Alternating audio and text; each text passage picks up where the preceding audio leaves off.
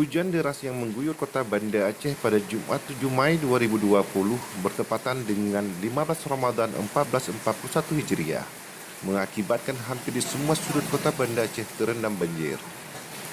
Demikian juga yang dialami oleh warga makmur Gampung Lamborosket dan sekitarnya. Banjir yang diakibatkan oleh derasnya hujan tersebut mengakibatkan kolam budidaya ikan lele meluap sehingga ikan lele berhamburan keluar kolam.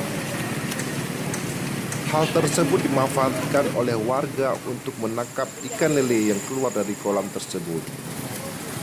Bukan hanya warga makmur dan sekitar, tetapi juga banyak warga lain yang berdatangan ke lokasi tersebut. Ustadz Rusli, salah seorang pemilik kolam ikan lele, hanya pasrah melihat kolam ikan yang meluap dan ikan yang berhamburan. Warga yang berdatangan ke lokasi tersebut dari orang tua, remaja, bahkan anak-anak turut serta di dalam penangkapan ikan lele. Diperkirakan ikan lele yang keluar dari kolam diakibatkan oleh derasnya hujan tersebut berjumlah ribuan ekor.